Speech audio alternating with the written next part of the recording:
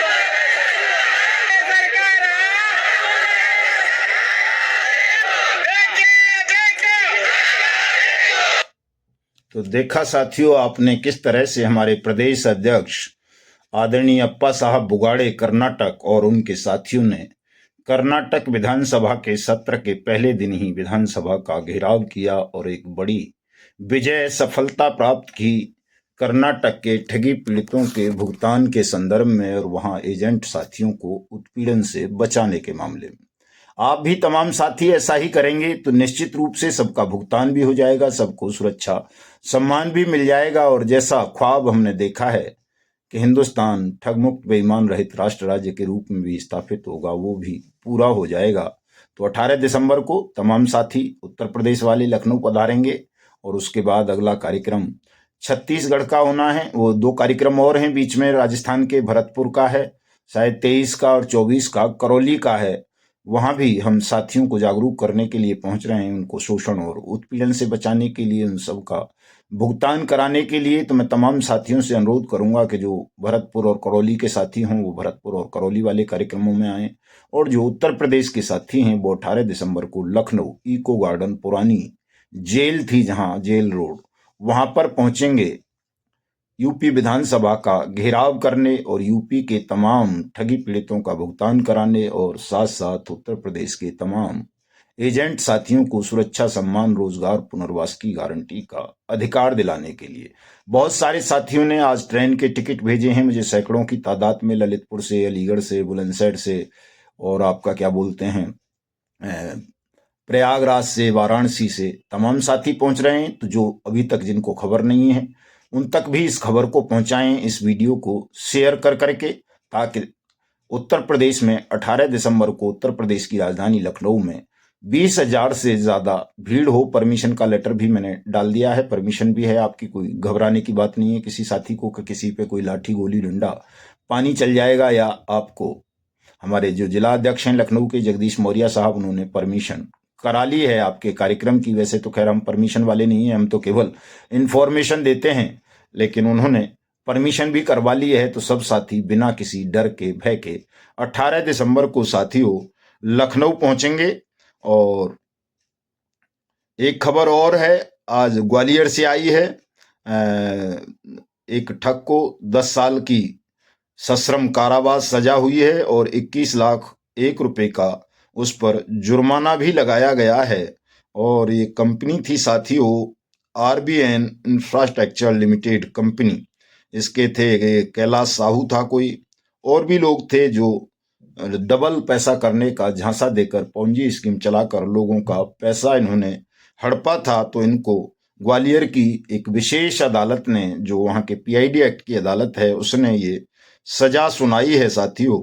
और आप भी सब प्रयास करेंगे तो ऐसा सभी जगह हो जाएगा, कहीं भी ऐसा नहीं बचेगा कि ठग खुले घूमते रहें, उन्हें सजा न हो और आपका भुगतान ना हो। सबका भुगतान भी होगा, ठगों को दंड भी मिलेगा, एजेंट को सुरक्षा और सम्मान भी मिलेगा। हमारे बाइक बोर्ड के साथियों के लिए भी एक खबर है। आज 18 मार्च 2025 को दिल्ली हाई कोर्ट ने अगली तारीख दी है बाइक बोर्ड प्रकरण में। जो केस हमने all India bike board taxi foundation versus union of India and others के नाम डाला हुआ है, उसमें 18 मार्च 2025 की डेट लगी है। और बाइक बोट वालों से भी मैं कहना चाहूंगा साथियों, सभी से कहना चाहूंगा कि आप इन कोर्ट कचहरियों के चक्कर में अब ज्यादा परेशान ना हो। केस हालांकि हमने सभी में फाइल किए हुए हैं, ताकि कल कोई हमें ये ना कहे कि आपने केस क्यों फाइल नहीं किया था।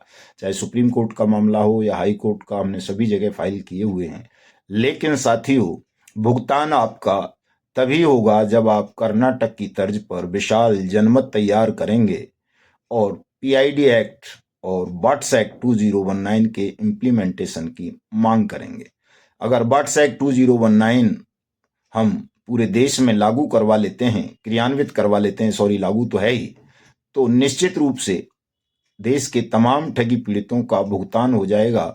और वो ठगी पीड़ित चाहे सहारा इंडिया परिवार के हों, PACL पल्स के हों, रोज वैली के हों, समृद्धा जीवन के हों, साईं प्रसाद के हों, LUCC सागा ग्रुप के हों, या किसी हैप्पी बर्ड के हों, या बाइक बोट के हों, हेलो टैक्सी के हों, टॉप राइड के हों, या फिर आदर्श, नवजीवन, संजीवनी, आपेश्वर, खेतेश्वर, समृद्धा जीवन, कैलकाम, गरिमा, और आपकी जो दूसरी माइक्रो फाइनेंस जैसी, और क्या बोलते हैं आपकी विश्वास ट्रेडिंग जैसी, जनशक्ति, ट्रिनिटी, कैमुना, अल्केमिस्ट इत्यादि इत्यादि, पिनकॉन वगैरह जितनी भी हैं, ये समर्थ वगैरह, ड्यूबेल वगैरह, उपभोक्ता, प्रेस्टीज उपभोक्ता, जितनी भी ये ठग कंपनी है, उन सबके पीड़ितों का, लगभग 3 लाख ठग कंपनी है देश में, ठग क्रेडिट कोऑपरेटिव सोसाइटी, सबका भुगतान बट्स एक्ट 2019 के अंतर्गत होना है। चूंकि संसद ने अनियमित जमा योजनाएं पाबंदी अधिनियम 2019 बट्स एक्ट 2019 बनाकर आपको आपकी जमा राशि के 2 से 3 गुना भुगतान का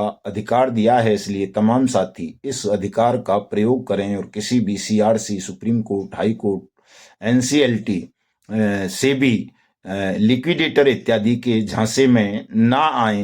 केवल और केवल अपना ध्यान बट्स एक्ट 2019 पर केंद्रित करें और इस कानून के अंतर्गत देश के तमाम बूथ स्तर पर, थाना स्तर पर भुगतान शिविर खुलवाने की मांग सरकार से निरंतर करते रहें। साथियों, केंद्र सरकार से भी एक संदेश मिला है कि मार्च तक वो सबके भुगतान की तैयारी कर चुकी है, लेकिन इस संदेश के भी भुलावे में नहीं रहना है साथियों, चूंकि सरकार आमतौर पर जब देखती है कि कोई आंदोलन बढ़ रहा है तो इस तरह के झांसे लारे लप्पे देते रहती है। वो कहते हैं ना, किसका भरोसा गांठ का न टोसा, कुछ इस तरह से है।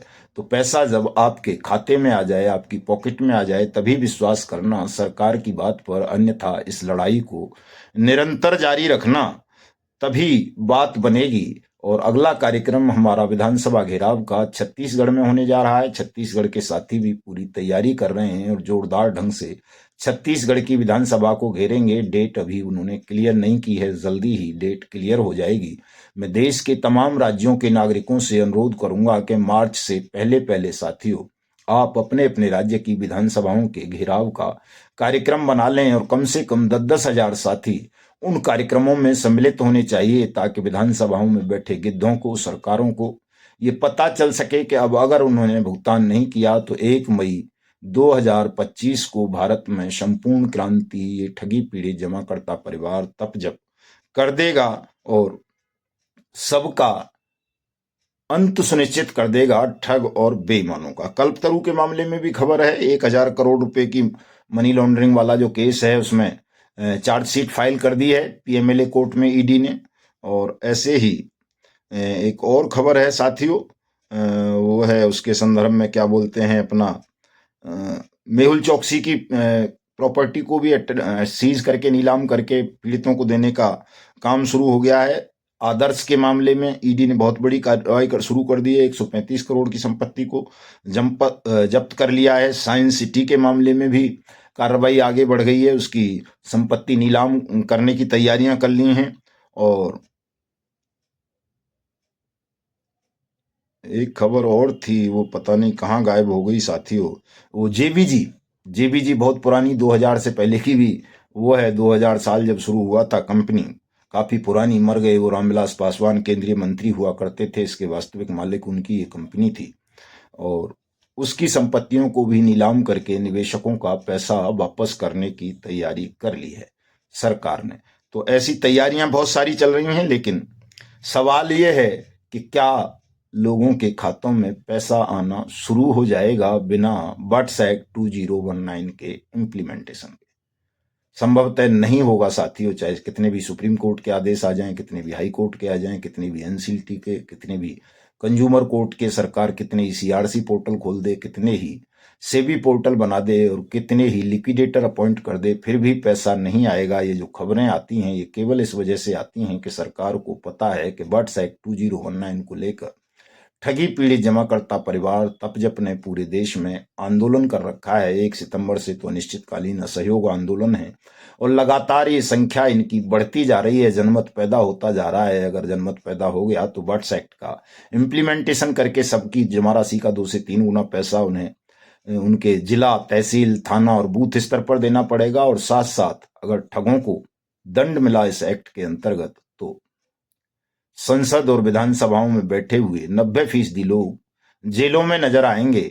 तो इसलिए साथियों, आप सब अपने ध्यान को केंद्रित करते हुए बट्स एक्ट 2019 के इम्प्लीमेंटेशन की मांग करें। हम पर भरोसा करें, ईश्वर पर भरोसा करें, सत्य, न्याय और कानून पर भरोसा करें। और जैसा कि मैं हमेशा कहता हूं कि किसी की उंगली भी नहीं कटने दूंगा, एक बाल भी नहीं कटने दूंगा।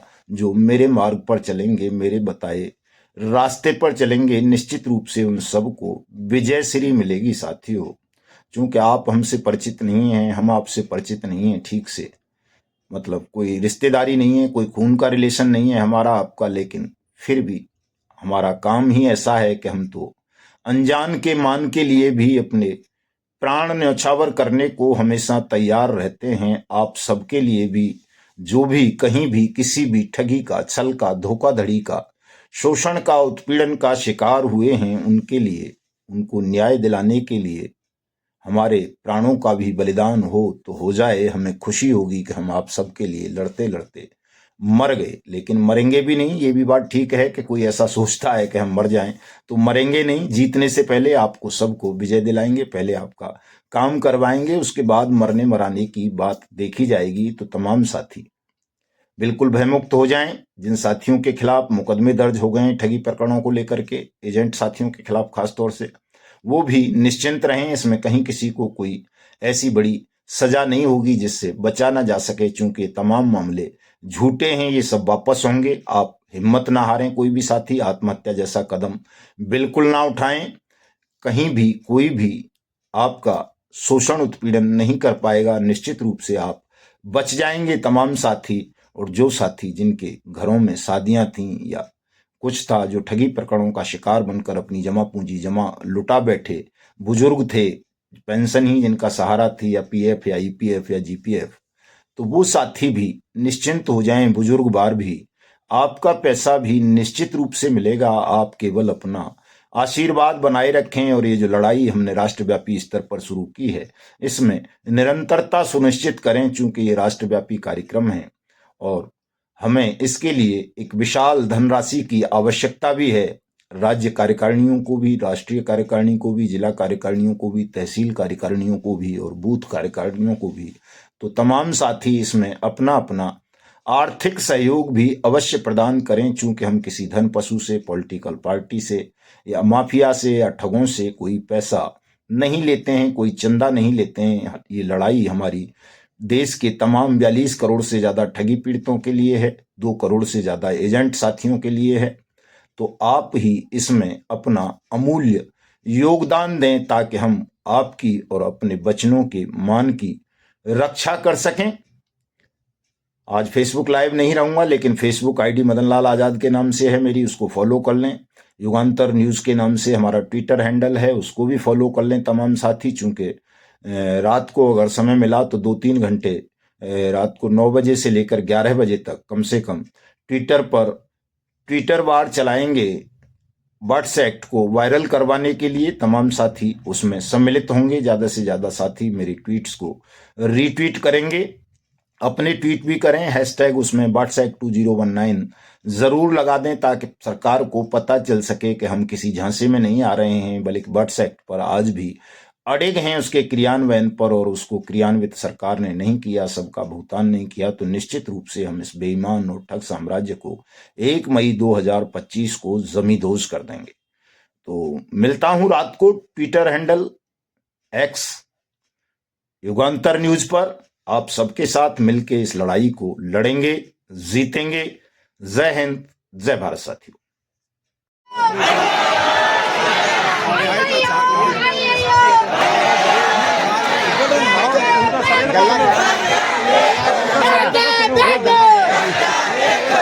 उनका सरे तक हाथ में उठाओ।